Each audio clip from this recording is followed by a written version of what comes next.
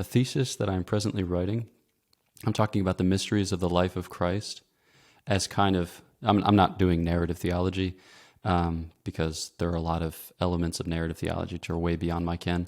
But I'm kind of describing it as Christ lives a whole life so that his whole life can kind of commune with our whole life. So we often talk about the fact that, Christ took a human soul and a human body. He took a human intellect and a human will, human emotions or passions. He took even the co-assumed defects that are attendant upon sin. So we think about it kind of like top-down wise, like Christ took everything of humanity, but I'm trying to describe it in terms of side-to-side wise, so in addition to a vertical dimension, there's this horizontal dimension that Christ lives salvation history, right? He lives it as a narrative kind of drama so that, so that our narrative drama has a place in his. That's to speak about it in a little bit of fluffy terms, but it makes a lot of sense to me insofar as we, as human beings, I'm thinking about the way that St. Thomas characterizes human beings by comparison to God, who makes no movements, right? And angels, who make one movement.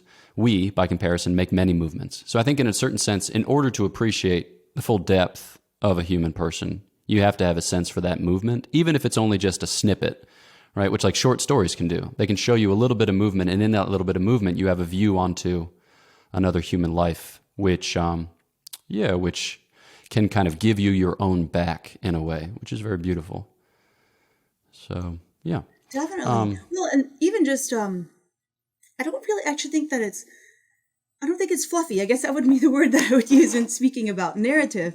And it's interesting because actually something you just said reminded me of a conversation I had with Father James Brent, which is, and he was talking about this book he was reading at the time by Louis Chardon called The Cross of Christ. And I think, in fact, this is exactly what suffering is all about, right? It's encountering Christ on the cross, like seeing, well, the way Louis Chardon puts it is that Christ wants to live again in each one of us some aspect of his incarnation. That famous English poet, Gerard Manley Hopkins, he would say, Christ wants to live again in us, in each one of us, his passion in a particular mode. And so, he has this beautiful line at the end of the Wreck of the Deutschland. He says, let him Easter in us, be a day spring to the dimness of us, pride, rose, prince, hero of us, high priest, our charity's hearth's fire, our chivalry's throngs, lords. I mean, it's this gorgeous stuff. But the whole idea is that Christ wants to live in each one of us, some aspect of his incarnation. That's in Louis Chardon. And Father was talking about how we can each ask Christ, what aspect of your incarnation do you want to live again in me? So Mother Teresa of Calcutta and her 50 years of spiritual darkness, what did Christ want to live again in her? I thirst, right? This idea that his thirsting for souls. And that's what she did. She brought souls to him.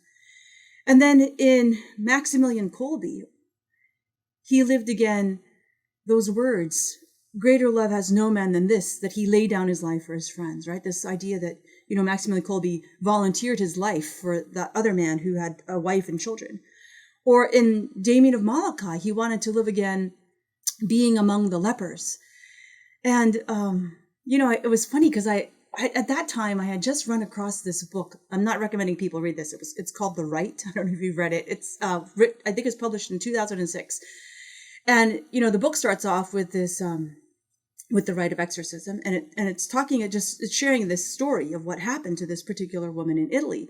I think if I'm remembering it properly, there was something like, the very beginning of the rite of exorcism, the person there who's obsessed or possessed is there, and their priests are all praying, and they're calling for the intercession of saints to come. So they start calling upon, her baptismal saints, her confirmation saint, patron saints of her family, saints she had a devotion to.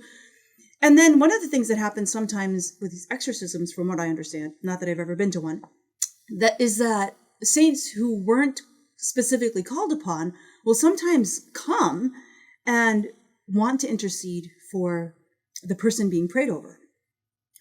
And The Rite, that book, begins with the story of John Paul II coming. And as soon as John Paul II, so remember John Paul II died in 2005.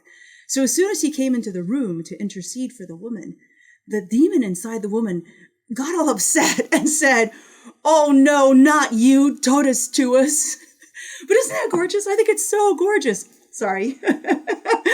Those are my automatic lines. Sorry about that. But that whole idea, right? That what aspect of his incarnation did Christ want to live again in John Paul II?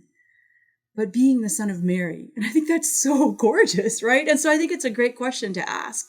What aspect of your incarnation, Christ, do you want to live again in me? And I think if you ask, you might not get the answer right away. It might take like 5 years or 7 years, but one day he'll tell you. And I think it's really beautiful. Like you'll realize that's how I, in my particular story, am supposed to glorify you, right? I think Elizabeth of the Trinity, she said she was laudem gloriae. She was supposed to be praise of glory.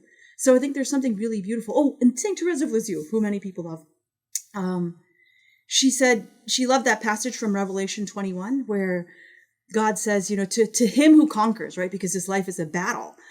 To him who conquers, I will give some of the hidden manna and a white stone upon which a name is written that is known to him alone who receives it, right? There's something so gorgeous in that, right? It's like, in heaven, we'll receive this stone and it will have our name written on it, like our identity, who we are to God, who we were meant to be from all eternity. This is what we'll discover.